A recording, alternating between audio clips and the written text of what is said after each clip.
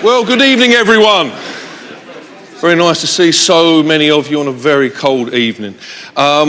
So my name's John Davis. I'm director of the Strand Group, and this is the 8th Quinlan lecture that we have organised, and I think it's very clear over, I think it's 9 years actually we've been doing it. I think there was 1 year that we didn't when we were moving, that it's a great honour for us to actually organise this, and it's always been a real high point of the year.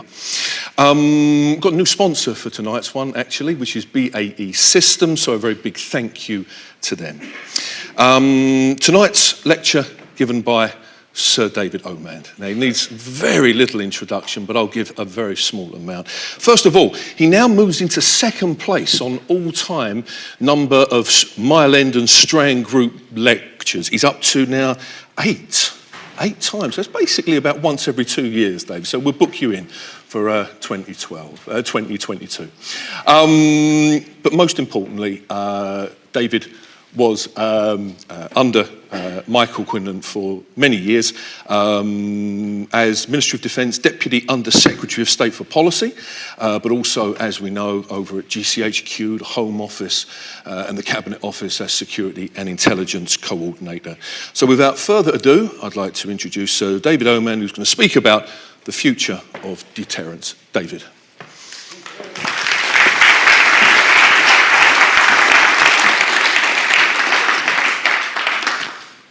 Now, can you hear me? Yes. Good. Well, it's a great honour to have been asked to deliver the Michael Quinlan lecture, particularly in the presence of the Quinlan family, and here in King's College, where Michael's archive is, of course, available in the Little Heart archive.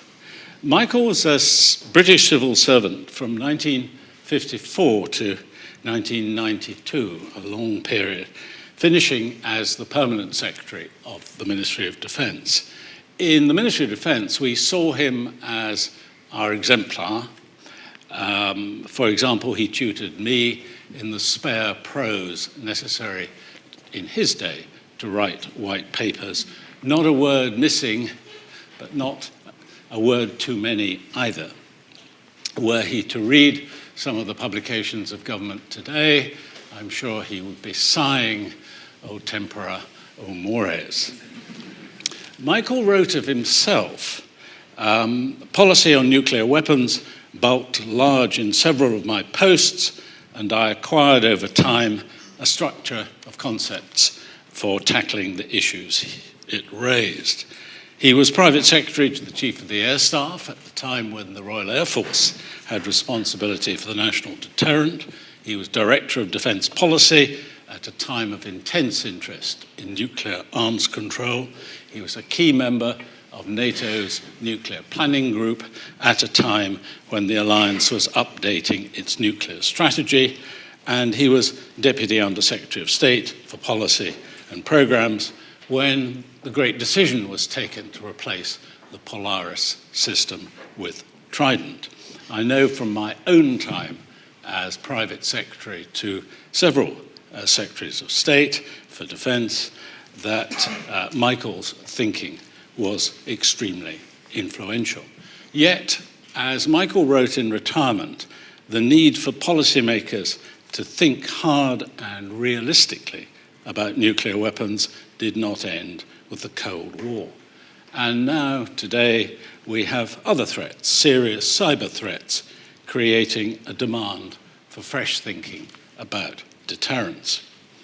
One of the things Michael believed was that the ideas behind nuclear deterrence should be accessible to the non-specialist.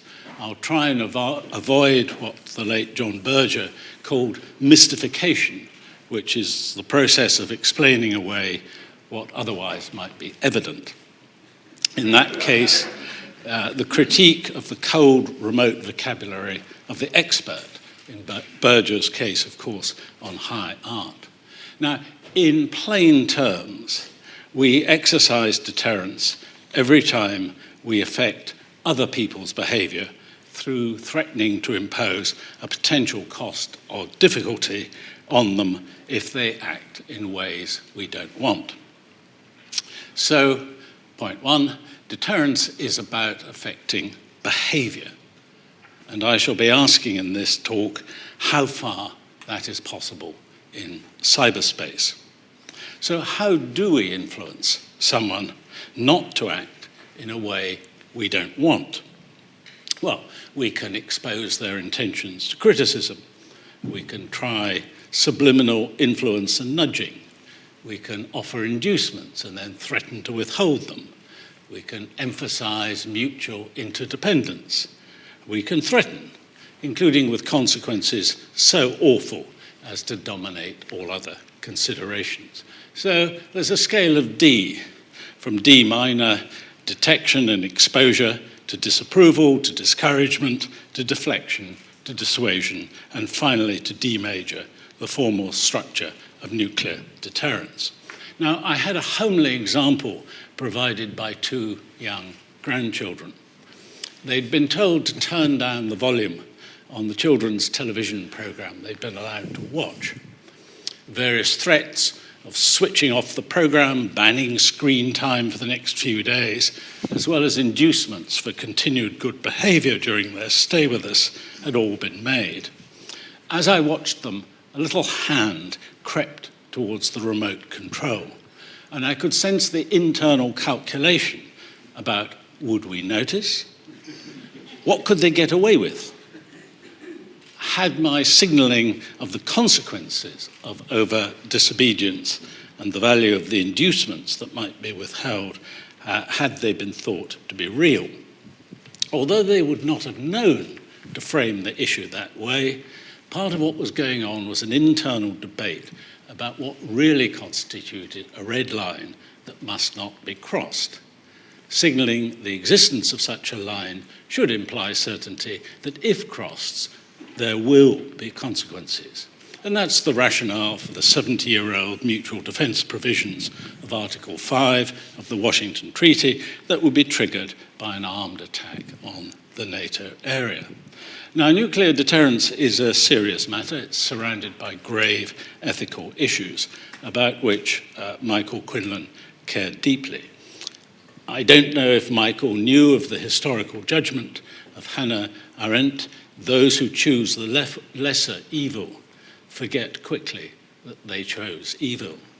Michael, I'm sure, accepted that living with the guilty knowledge of having contributed to the capacity for nuclear devastation is the price to be paid by those who desire to prevent major war, but who know that in a world of nuclear powers, that means being prepared in the last resort for the use of nuclear weapons. My grandparent example is not an attempt to trivialize those concerns, but to emphasize that the ideas behind deterrence, when it can be expected to work and when not, involve basic human psychology.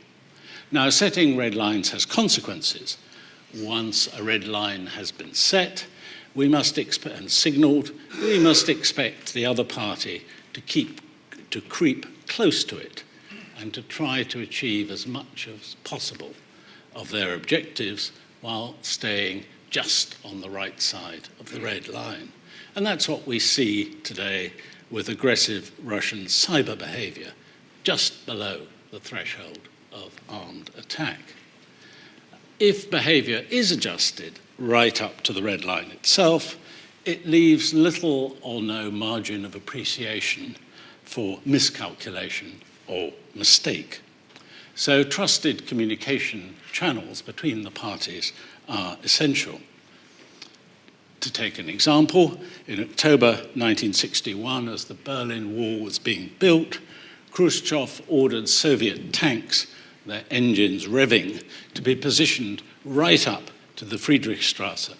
General Lucius Clay, who was President Kennedy's special representative in Berlin, had his tanks lined up facing them to demonstrate Western resolve, all loaded with live ammunition.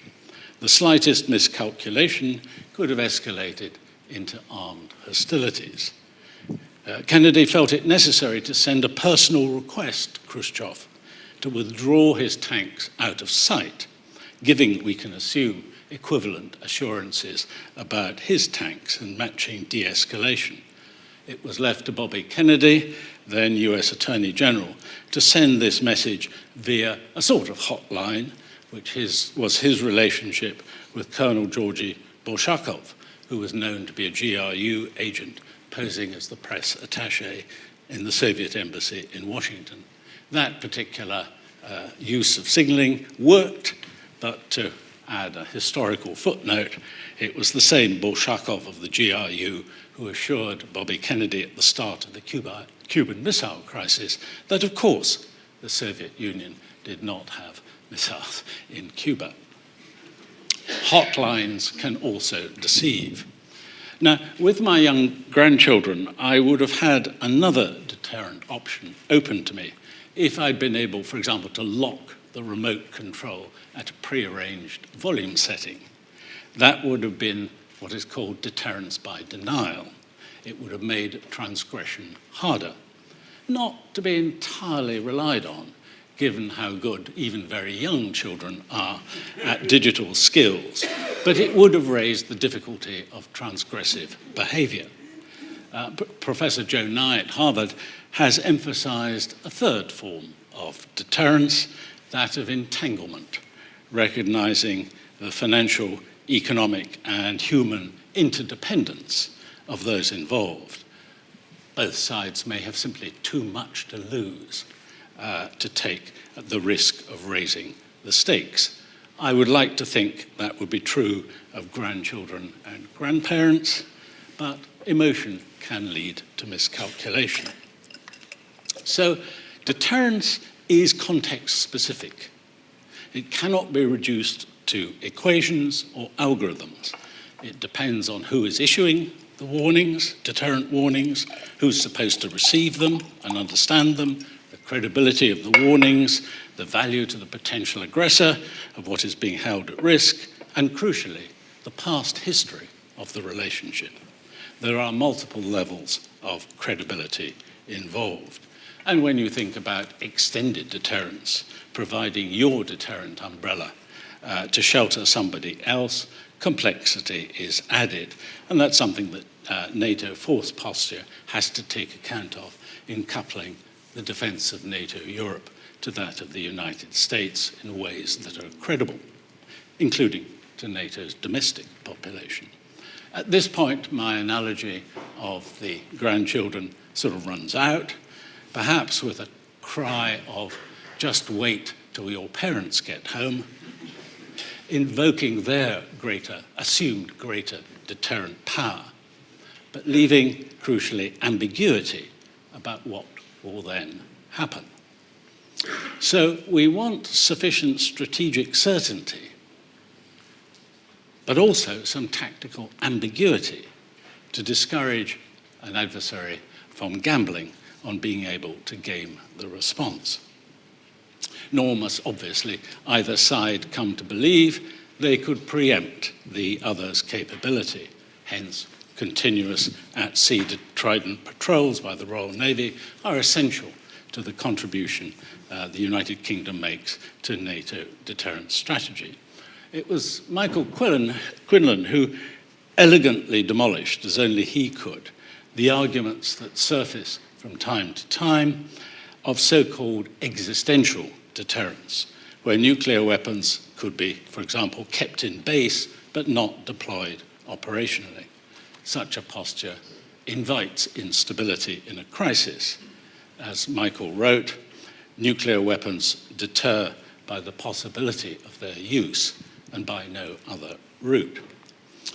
Nuclear deterrence, I hope it's clear, I don't think depends on an assumption of chess grandmaster-like calculation. If the prospective penalty is sufficiently severe and the damage that would be caused by a nuclear weapon, unlike that from cyber weapons, is very persistent, then much less than certainty will do. We have to be realistic here, therefore, that the prospect of a conventional or a cyber response is not going to dominate the risk calculation of an aggressor in the same way. And of course, hostile cyber activity is all around us.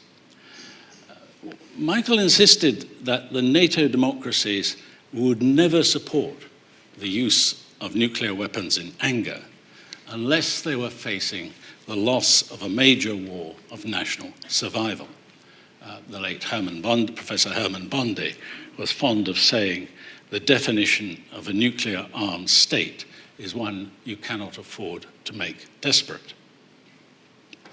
And that observation is pertinent to Cold War worries, which I recall very well, of NATO being caught off guard. Most surprise attacks occur because the weaker party has temporarily the advantage of choosing a time and place with favorable force ratios.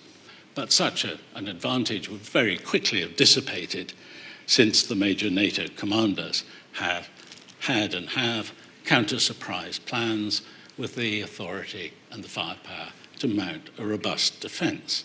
The situation facing an aggressor would have been that despite any initial success, their attack would have triggered major armed conflict. The risks from escalation, therefore, far outweighed any potential gains the aggressor might have hoped to secure. Nuclear weapons do not serve just to deter the use of nuclear weapons. Michael did, however, counsel a degree of humility in asserting that the Cold War behavior on the part of the Soviet Union in respecting the integrity of NATO territory could be explained entirely by deterrence, adding dryly, however, that humility was not always evident in commentators on nuclear deterrence. It brings to mind the parable of the man who always stamped his foot on entering a room, which he said was to prevent the elephants from following him. But there are no elephants outside the room, you say. Exactly, he says, my strategy worked. Professor Philip Bobbitt has drawn attention here to the danger of what he calls the Parmen IDs fallacy. We should not compare the present state of affairs with that of the past, but compare the present with the worlds that would have possibly come into being had we not, for example, developed and deployed nuclear weapons. So it's a counterfactual judgment about how much more likely war with the Soviet Union would have been during the Cold War had it not been for nuclear deterrence. And I think the solid evidence available today from East and West bears out the conclusion that both sides did hold back with a genuine fear of l'engrenage, of being sucked into a conflict they could not control. Russia today has to accept that, as was reiterated at the 70th anniversary meeting in London last month, the alliance remains determined to defend its territory. That was what Michael Quinlan compared to the Copernican revolution in thinking about war. War between nuclear-armed adversaries simply become too dangerous to start, even if the initial intention of the aggressor is limited and certainly doesn't envisage nuclear weapon use. That's the argument that cuts the ground from under the no first use declaration point of view. Under the passions of a major war, no country can be relied upon to stick to its peacetime declarations of intent, however well meant they might be at the time. Now, nuclear deterrence strategy, as I've rather caricatured it, solves one problem. Now, it's a problem worth solving, which is taking major war out of the repertoire of statecraft between nuclear powers. What it can't do is prevent states from trying to achieve their security objectives through competition at lower levels of conflict and intimidation. During the Cold War, we faced Soviet subversion, which had three components: intimidatory moves to get our attention, propaganda to persuade us that compliance was in our interest, and a repertoire of dirty tricks. Such behavior continues today. But subversion today can be delivered digitally, more easily, and at lower cost. You can intimidate through cyber attacks. You control unwelcome voices off social media. You can pump out propaganda from TV and radio stations and internet sites. And you can have dirty tricks from hacking and stealing emails and releasing them, bogus social media campaigns, the amplification of angry voices through automated bots, deep fakes, and all the rest. Now, deterrence is, in the lapidary words of Michael Quinlan, about operating on the thinking of others. When you stop to think about it, that's the business model of the internet. Or, as it has been termed, surveillance capitalism. It's about using our own data as feedstock for personalized marketing and political influence campaigns. It's the most impactful content that gets noticed, no matter how angry, how divisive, or how untrue it might be. And it's no surprise to find that the digital media is exploited to launch cyber attacks, undermine confidence in democracy, exacerbate divisions in society, and generally distract governments. Now, this brings me to the key question: can that kind of cyber activity be deterred through some combination of the three basic forms of deterrence that I've mentioned? Deterrence by credible sanctions of punishment for unacceptable behavior, deterrence by denial, making it just too hard for the adversary to secure their objectives at any reasonable cost, and deterrence by entanglement, where all parties have a shared interest in the relationship not becoming too fraught, with international norms of good conduct chilling bad behavior by the consideration that we've all got to coexist and trade and do business together.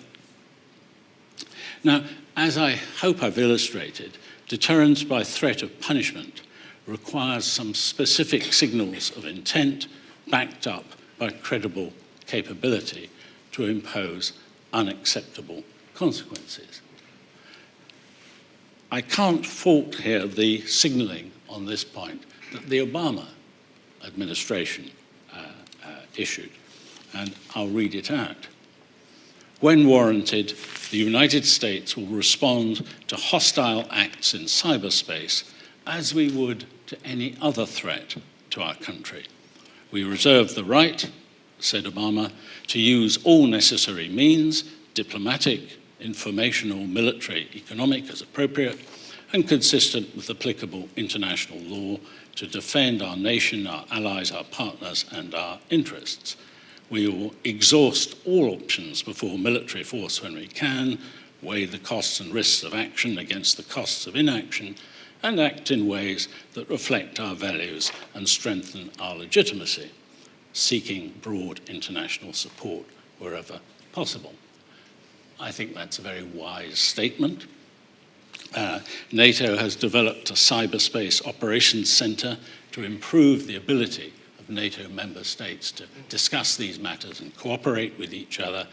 The United Kingdom itself, I read, has declared its offensive cyber capability to NATO.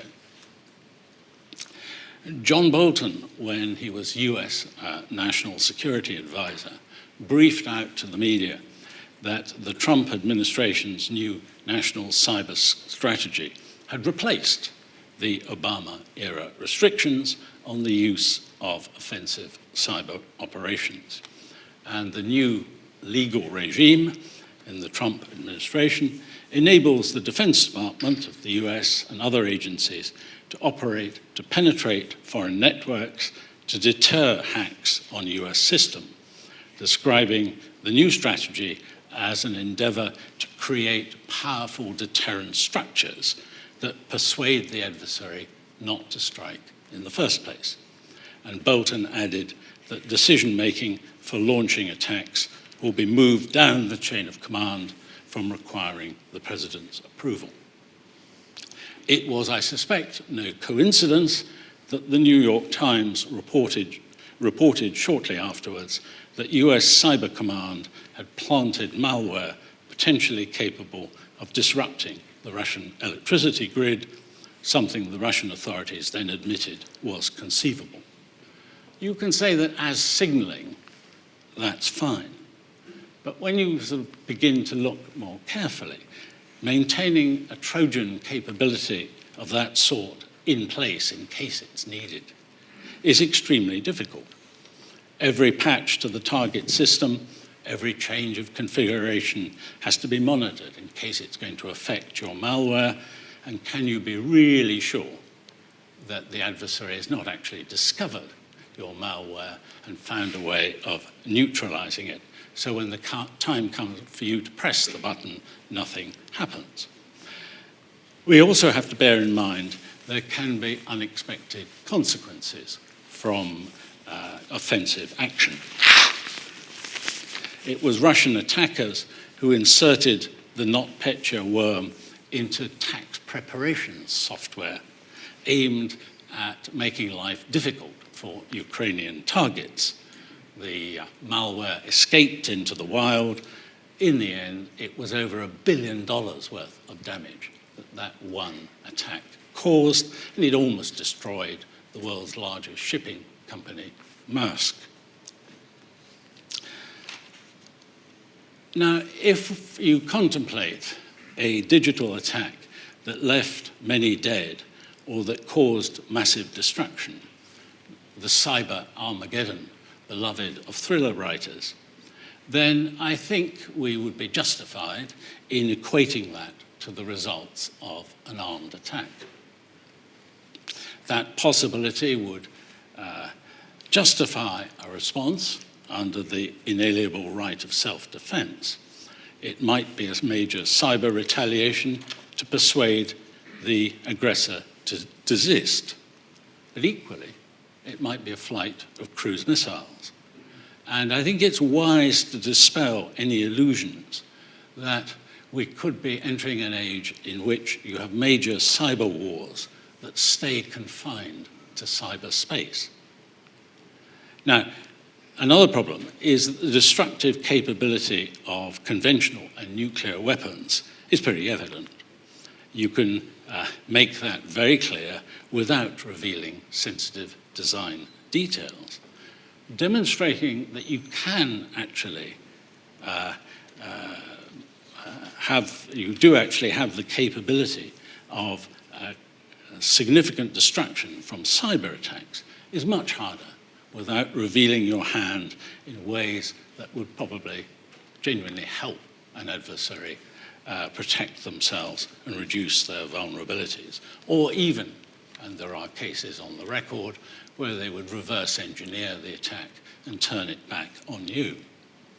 Nevertheless, it's, I think, helpful that the British government has publicised that it used offensive cyber capability against the jihadist propagandists of Daesh.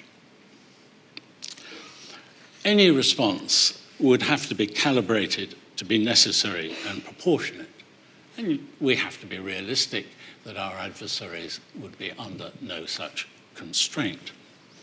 But even if doubts did exist about the realism of our being able and willing to inflict a high enough level of punishment by cyber means, there are sufficient conventional capabilities. They exist. They would be the response could be the response to a major cyber attack, creating damage equivalent to an armed attack. So the sort of deterrent statements that have come out of the United States and NATO that are aimed at deterring devastating cyber attacks, but leave the choice of means open to the circumstances, are, I think, wise, and I'm sure they're taken seriously. Now, one of the objections that is often raised is you have to attribute a cyber attack, rather harder to do, perhaps, than a conventional attack. Like any intelligence-based assessment, it's a probabilistic judgment by the professionals after weighing all the forensic evidence there might be in the code of the attack, the methodology, the past record, any secret intelligence available, for example, on the intentions of the adversary. And clearly shedding light if the real attacker was seeking to divert blame and create a conflict from which they could benefit. You then have a political judgment of whether and how to act on the professional attribution assessment. There is probably greater room for misjudgment on the part of an aggressor, that they might get away with a cyber attack than that they would get away with a conventional attack. So bolstering deterrence by investing in upfront intelligence work to make attribution faster and more reliable seems to me a sensible step. But the real problem, which I'm sort of leading up to, is that most malign day-to-day cyber activity aimed at harming us is well below the threshold of what anyone would regard as an armed attack.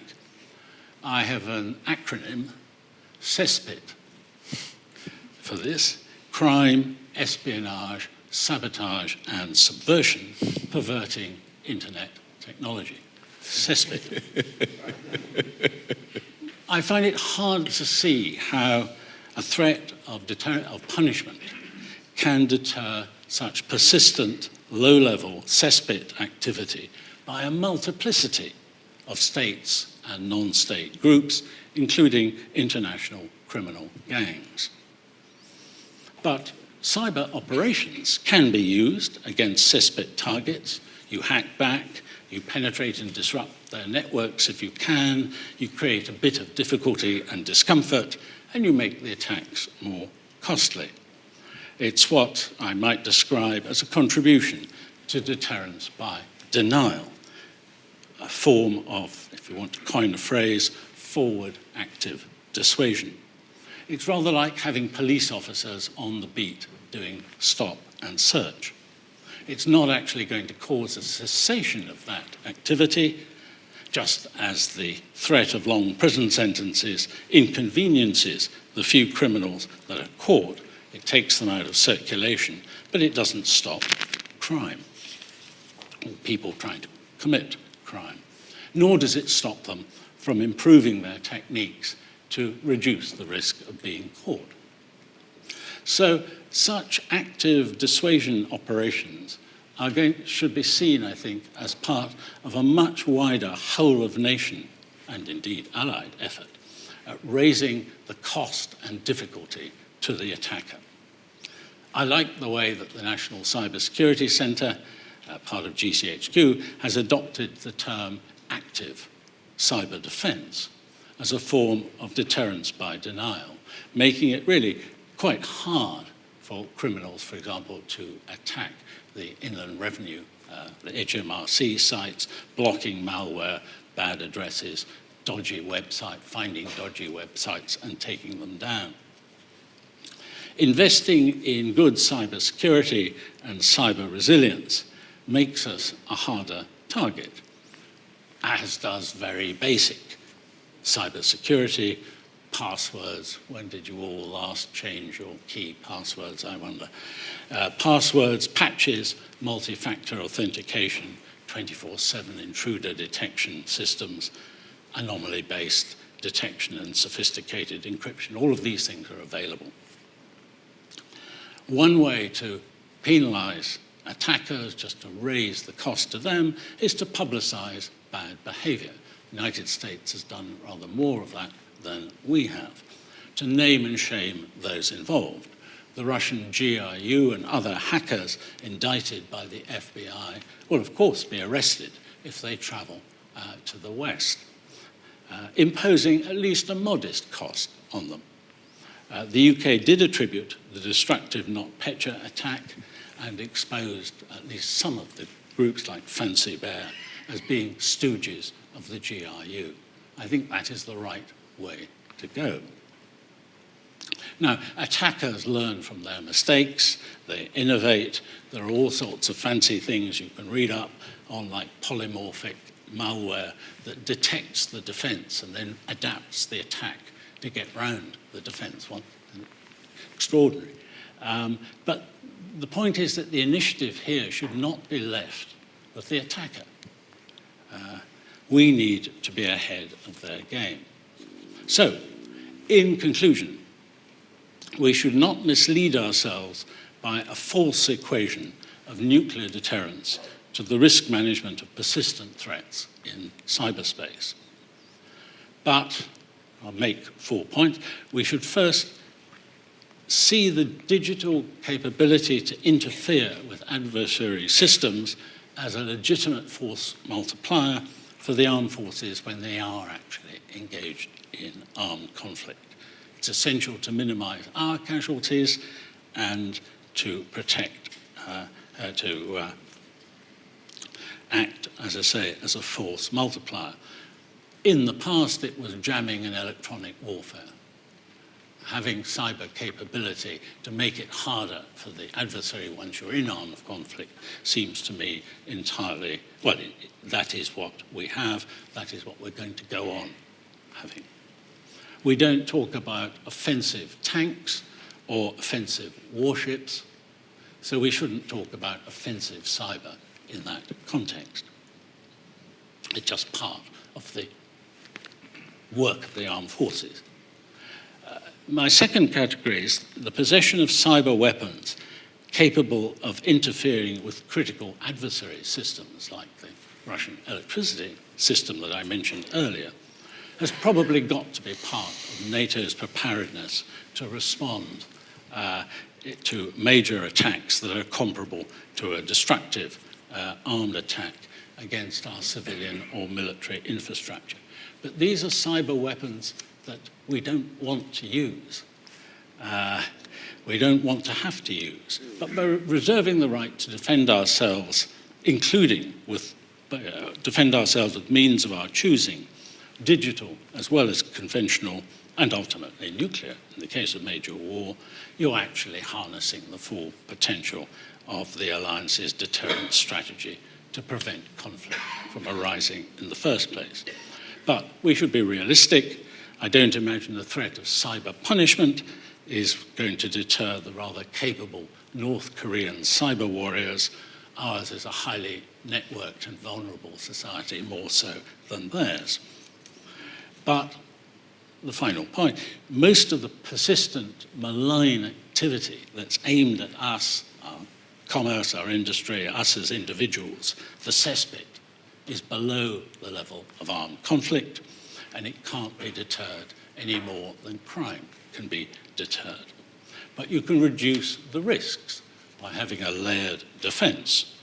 You can impose cost and difficulty on the attacker by all the active and passive means that are open to us, including disrupting their operations where we can in what I call a forward active dissuasion strategy. And you can reduce the vulnerabilities of our systems, increase our resilience, and be prepared to manage the situation when attacks do occur.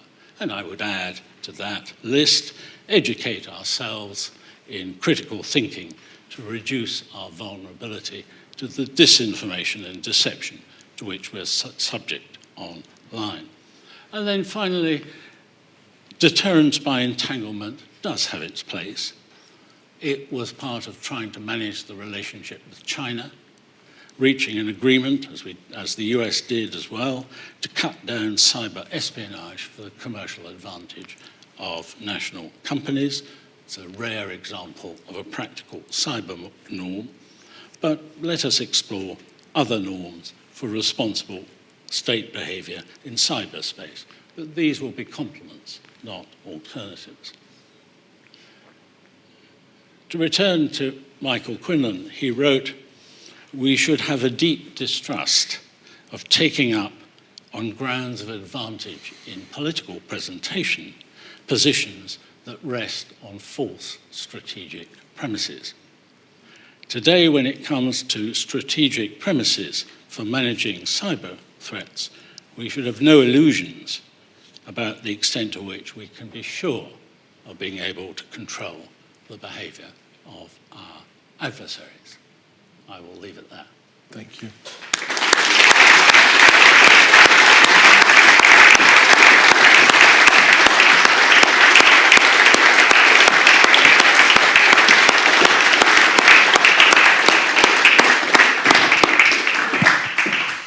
Wonderful stuff, as ever. Thank you. Okay, we've got time for questions. If you can have an arm up, there are roving mics. Can I have name and affiliation? Who's first, please?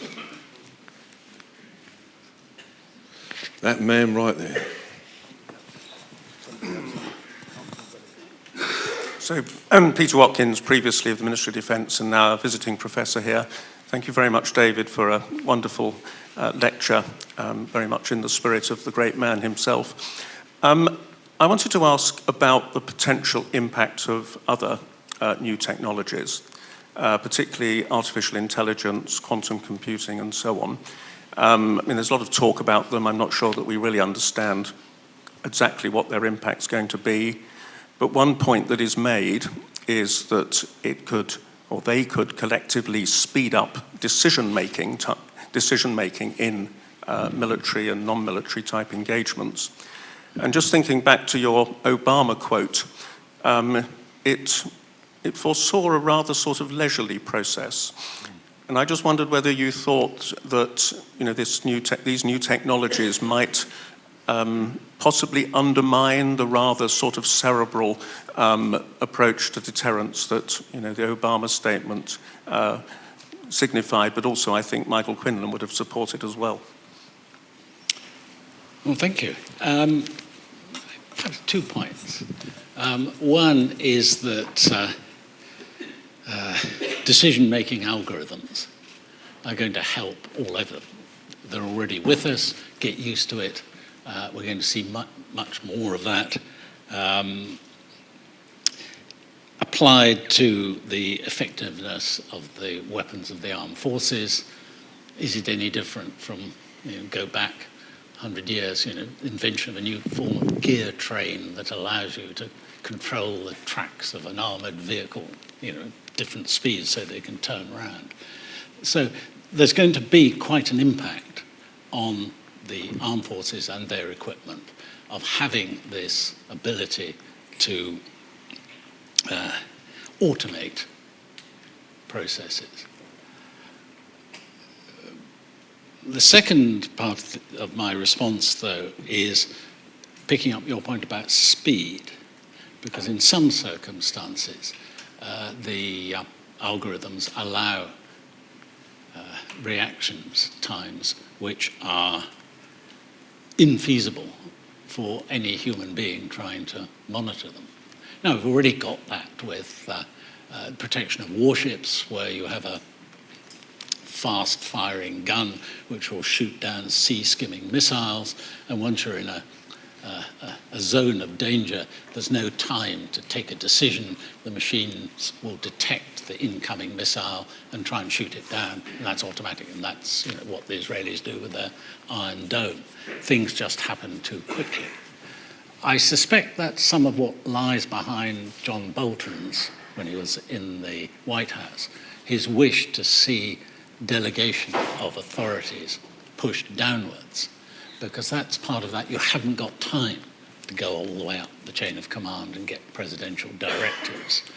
And in the ultimate, looking at my cesspit, if you really want to mess around with the people who are messing us around, you're probably going to have to do quite a lot of that with automated systems. Now, you're going to have to design those rather carefully so that the consequences don't get out of hand, but just blocking the server from which the attack was being bounced, turning off the adversary's capability for when you detect something is going on, the lights go out. You may well be able to do that. It is said that's already been done by the United States in some circumstances. So again, it's come back to the human skill at designing the overall system and the safeguards that are in it. Because when something goes wrong, and it will go wrong because all human activity contains the possibility of error, who is going to be accountable? Will it be the military commander, the cyber command commander who allowed this capability in? Will it be the political level who authorized it? Will it the unfortunate code writer who didn't realize that the code they'd written wasn't quite good enough to cover all the possible circumstances? These are the same arguments as we get with driverless cars. And they're going to have to be quite a lot of work in parliaments thinking through those implications of responsibility for essentially automated decisions. So it's probably not so very different. Sorry, long answer, but a great question. Thank you very much for a fantastic lecture. I don't know whether to be more worried or more reassured. I learnt some things that I didn't know I should be worried about, and then I learnt that you'd already thought of what to do about them. So both of those things were very informative. But the question I had was, I wanted to take you back to Britain's nuclear deterrent, where you began, and ask a question about the importance of that over the next, let's say, 5 decades, both in relation to the sort of post-Cold War, which was mainly what you talked about, but also in relation to the proliferation of nuclear weapons. You mentioned North Korea briefly, but Pakistan, India, maybe Iran, maybe Saudi Arabia, and so on. How important for Britain's deterrence is the possession of effective nuclear capability through those 5 decades ahead? Sir Michael Barber. Sir Michael Barber. Apologies. 5 decades is quite a long time, but these systems are very long-lasting. The new Trident submarines will be still around.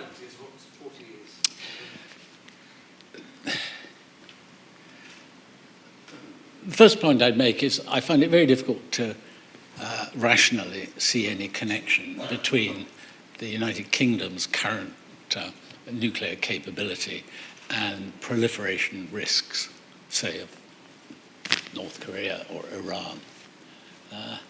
These two are not joined up. Secondly, I think I'd say, are we looking ahead to certainly the next 20 or 30 years of increasing international stability, which would really call into question the necessity to have these elaborate deterrence arrangements? I can't see the evidence. It would be nice to have evidence pointed out to me, solid evidence. If anything, the world seems to be going the other way. We have the Chinese, you can say they're just trying to catch up, but we have some significant nuclear system procurement and deployment by the Chinese. The Russian state still seems to be wedded to very large numbers of nuclear weapons, very large numbers indeed, including tactical weapons, as a way of just keeping a deterrent relationship with, particularly with China. I don't see that changing very quickly. It could conceivably, if you had a different regime, and as the cost of replacing all of that arsenal begins to bite. But it seems to me we're quite a long way away in terms of decades from getting to a position where we could confidently advise a government to say you can take a different view now. I'll leave it there. Yes.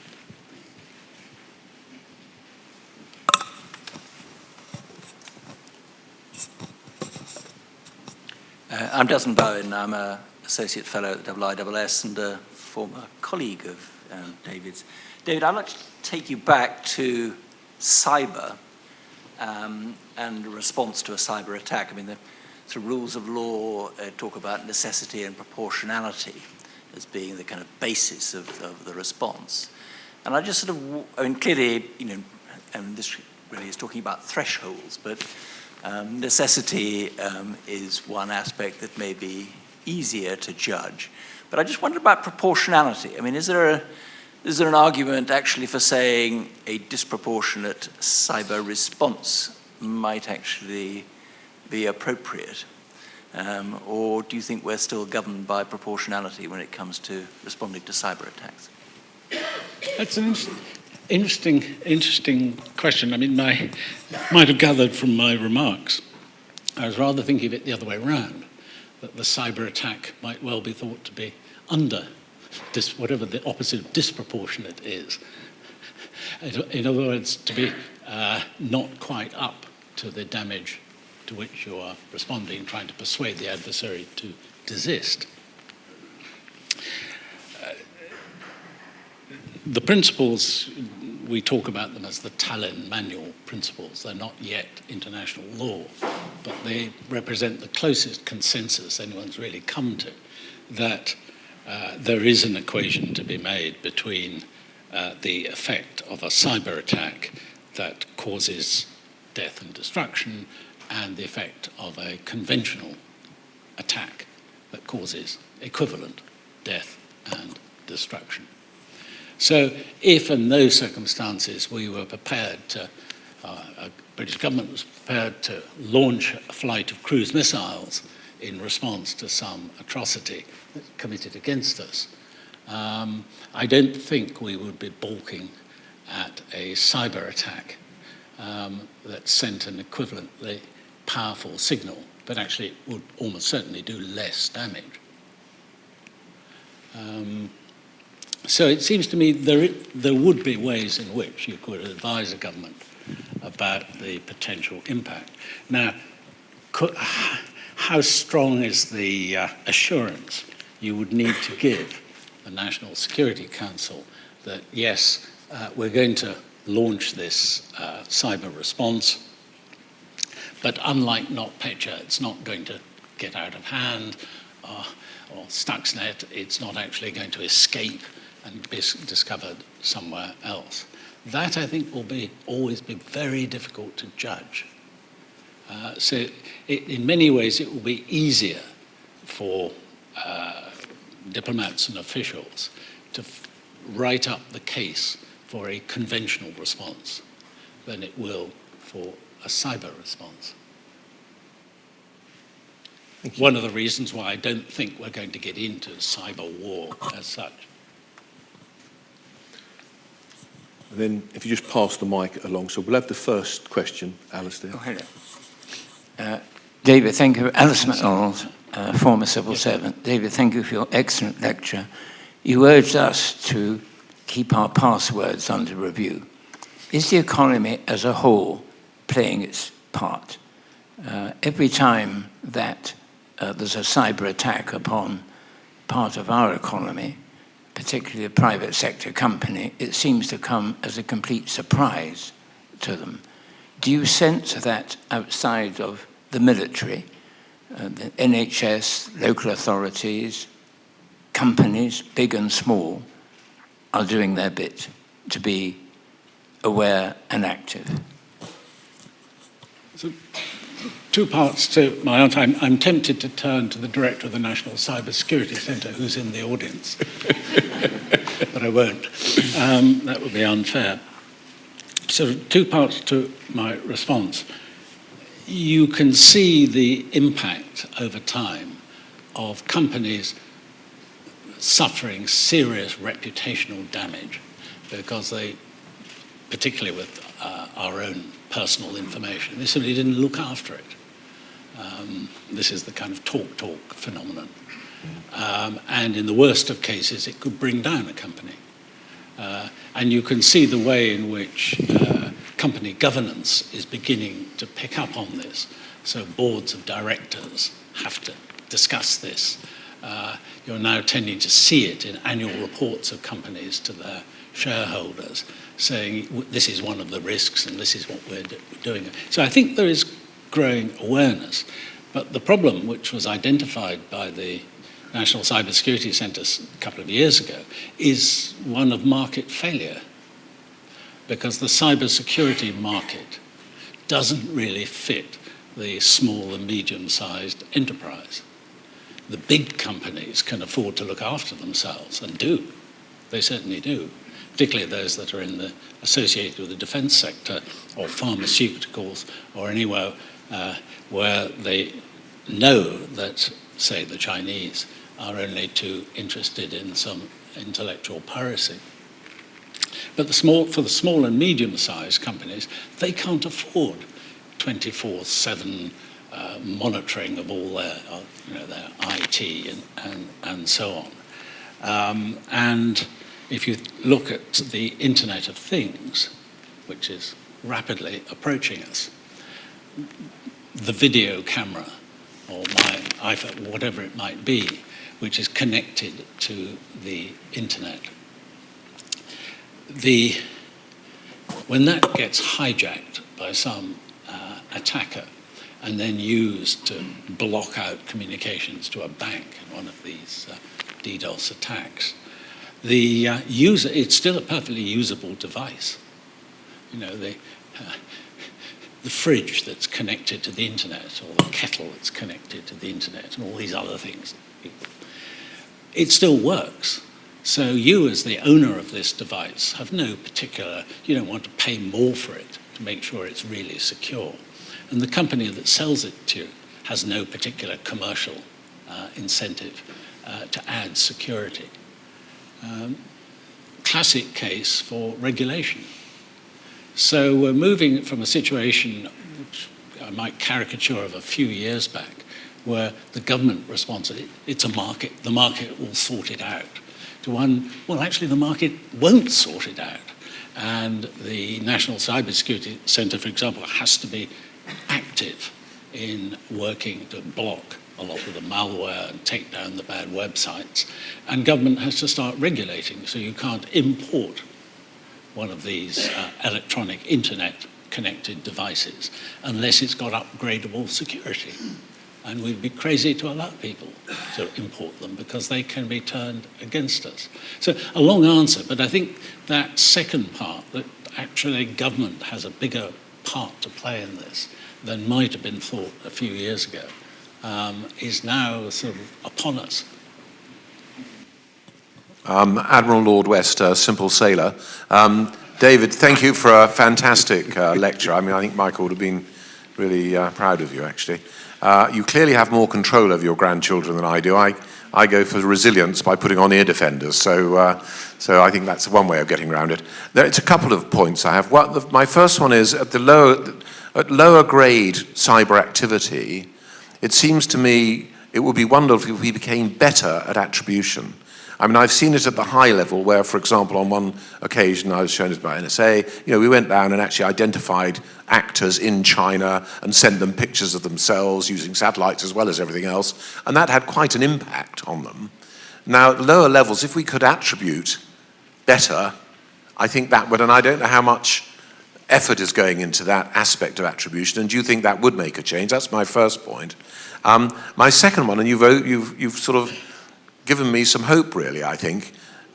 We've been very concerned, for example, in the Dreadnought program, but it's also in other big programs, about Trojans and about impact of things being put into equipment, particularly by SMEs and people further down the chain, which are then inherent in the boat. But as you pointed out, actually, if they can't be sure that on the day of the race, that thing they've put there, or the things they've put there, will work, they can't take the risk, and deterrence still work. Do you agree that's right, and maybe we shouldn't be so fussed about that? Those are my 2 points. Taking the second one first, if you wanted a nice secure place, a metal dreadnought submarine deep at the bottom of the ocean is probably about as difficult a target to get your signal to initiate the attack. So I think that probably is manageable. That is manageable. We will find malware implanted in chips. I mean, there are already some examples of that, rather than just malware as code that you click on the wrong link and it imports the malware. We will find that, which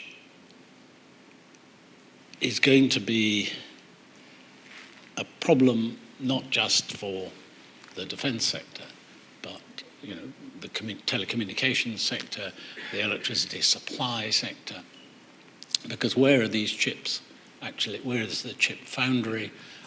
What guarantee can you have that that chip has not in some way been corrupted? So that will be a problem.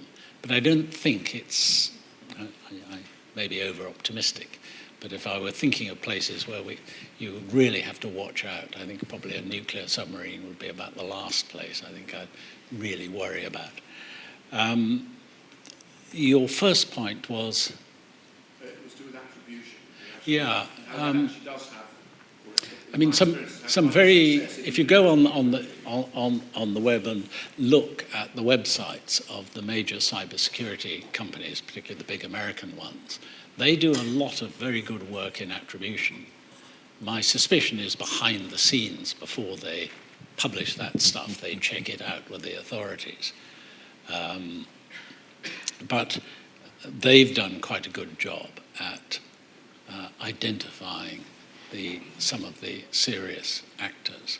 But the minor stuff, very difficult to see, particularly take CEO fraud, where somebody reads up on a company, sends out some emails, spear phishing emails, aimed at the executives, aimed to try and get the executives to release resources via the finance director, send an email to the finance director. So those sort of things are straight criminal. If you can identify the criminal group, you could perhaps, but they probably would not be in a jurisdiction that would respond to an extradition request. Difficult. But the more you can attribute, the better. The other point is just resource. As far as I can see, the people doing this are pretty busy, just doing the high-level APT, as they call them, the Advanced Persistent Threat Groups, of which there are now more than dozens. Iran, North Korea, China, Russia, and so on. So I suspect it will be some time before the lower level really gets addressed. But it's a good point. No, not Barry. John, down here.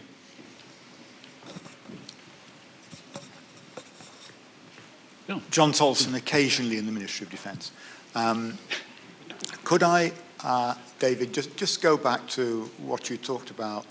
Is there a strategic version of nuclear attack that fits cyber?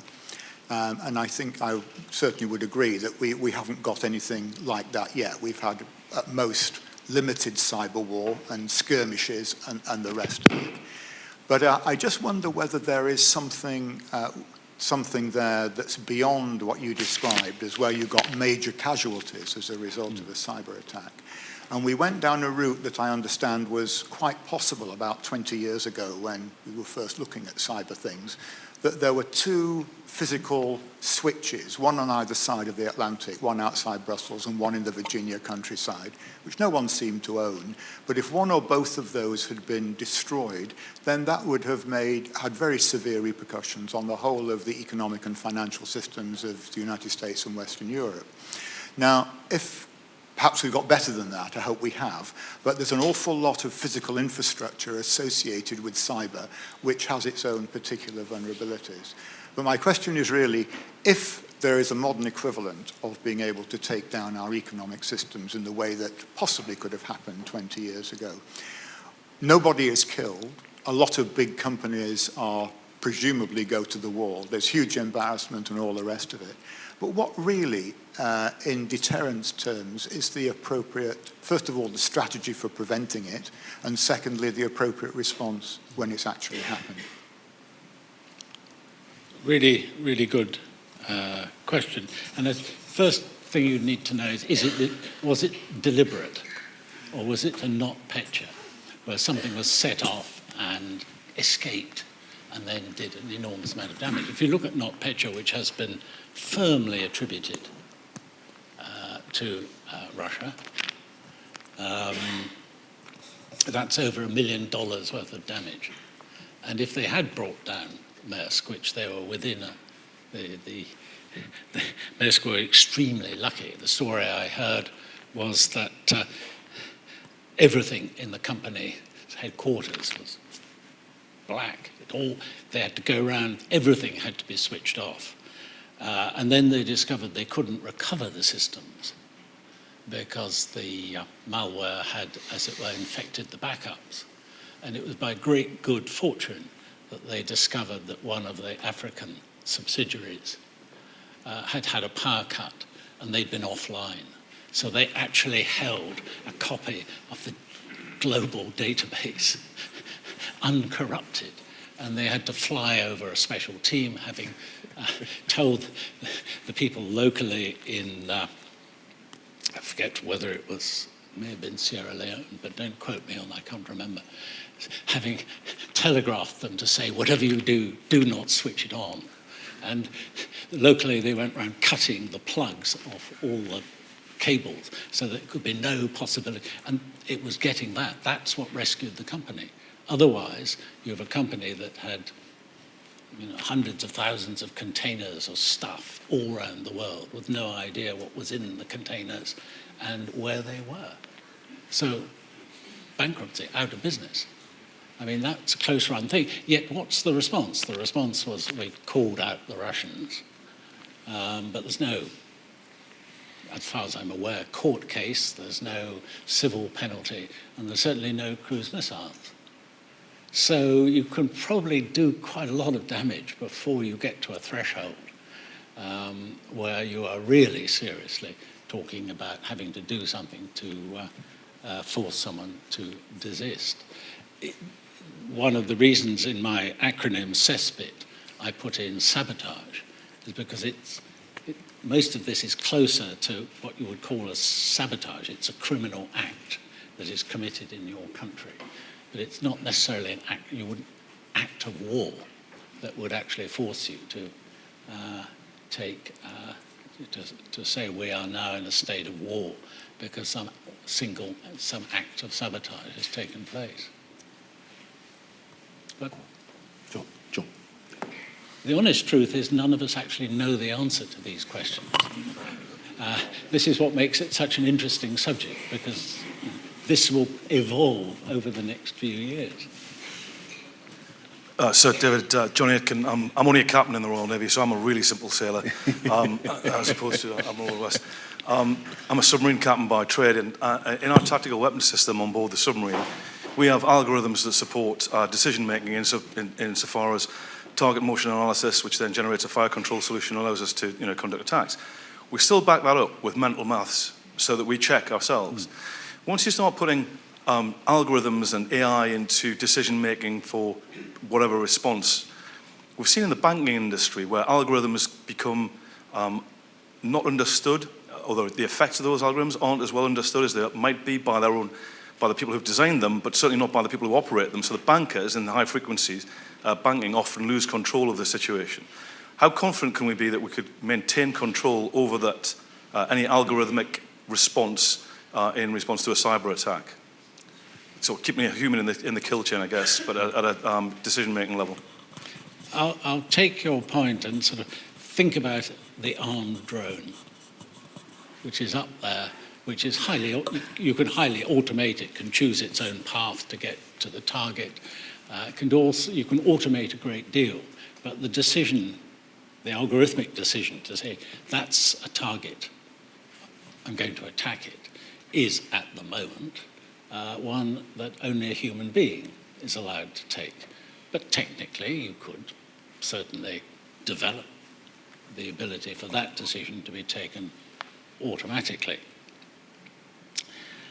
When I chaired a commission for Birmingham University a few years back on this subject, and I went to see the professor of moral philosophy in Oxford and asked, and to be told, well, of course, the definition of an autonomous system is it can change it, it can decide you're the enemy, it can change sides. Because by definition, you've made it autonomous. So the particular characteristics that it's spotting on the battlefield it might conclude that actually it's your side that looks much more hostile, and it goes and drops the bomb on you. So I think my answer is about sensible decisions on the field of operation. So you could imagine a minefield at sea. When war is declared, you go to Geneva, you declare the minefield where it is. At the bottom of the sea, you have these tethered mines. They've got AI. When they detect an adversary, an enemy ship or submarine, they'll release themselves and go and sink it, entirely automatically. Once you've switched on the minefield, off it goes. It's, I find, impossible to envisage such a circumstance in a land environment because it's so complicated and complex. And you'll never be able, the thing about training an algorithmic system is you don't know by definition what it's learned and how exactly it's arriving at the conclusion it's arriving at. All you know is statistically when you tested it in 1,000 cases, it got it right 1,000 times, if you're lucky. That's not good enough because the 1,001th case might be just that little bit different and you'll get an unexpected result. So I'm a great believer in having the human being in the loop. But there are some environments, the cyber environment, in some circumstances, war at sea, when the incoming sea-skimming missile is approaching the carrier, you just can't afford decision time. You've spotted it and you've got to shoot it down. And then you have to accept that sometimes the decision will be the wrong one. But air defense would be another very interesting area. Why do we put pilots up in air defense aircraft these days? You could send up a drone. You wouldn't send it up and switch it on until you knew it was likely that the enemy aircraft are coming in. But at that point, you've got a controlled environment where you could probably take the risk that just possibly there might be a terrible tragedy and a terrible mistake. These are going to be very difficult decisions for politicians to take. And in the end, it will have to be political decisions of the kind of structure you put around the detailed weapon system. Last quick question, please, up in the corner there. Sorry. Thank you very much, Sir David. My name is Marek Bitchen. I am a student of politics and contemporary history here at King's. As far as I know, there is currently a debate going on, not just in Germany, but also in my home country, Czech Republic, about whether the Chinese companies should be allowed to participate in the creation of 5G networks. And as far as I know, it also caused some trouble to the current education secretary, if I'm not mistaken. So what would be your advice to these governments, these Central European governments, when they are facing this decision? David, have we got time for that answer? Thank you. I was really hoping we'd got away without having to talk about that. Well, the advice, in a nutshell, is very straightforward, which is Michael Quinlan's advice that I quoted at the very end. Let's stick to rationality. Let's have evidence-based arguments. You may need to put the cabinet and the prime minister may need to put a political wrapper on this, but you start with the basic arguments about where are the risks to 5G. As I understand it, those risks lie more in human error or the human factor in designing the security architecture of the system. So it isn't just about who made the parts that went into the system. It's about, is the system itself sufficiently secure that it can actually cope with a failure, which would probably be accidental, something would break, without bringing the whole system down. And it would be possible to design such a system. You could then afford to have, or rather you could afford to avoid an economic war with China by having to say to China, you are not allowed to sell your advanced electronic products, even though everyone accepts that they are actually the best in this particular context, because the United States has not invested in this area. But you're not allowed to sell any of those products in the United Kingdom. That seems to me an extraordinary statement to reach, and I hope we won't reach that point. But will you need to restrict and regulate how that 5G system is built, given its importance? The answer to that seems to be yes, you will need to do that, and do it very carefully. But I hope it will be on the basis of rational analysis by professionals of what the 5G system is composed of, in particular how it's architected. Because if you get that wrong, it doesn't really matter whose equipment you put in it, it will go wrong and there will be a heavy price to pay. Now, commercially, a commercial judgment of how much money to spend writing secure code, and those from the Ministry of Defence here know how expensive it is if you're going to have a weapon system where the code has been specially written to be very secure. But strictly, that's what we should be insisting on for our 5G system. Then we can afford then to look at, are there parts of that architecture that we've walled off and said, no, I'm afraid we're not going to trust that particular supplier to fill that particular gap. So not an easy one. I look forward to hearing the answer.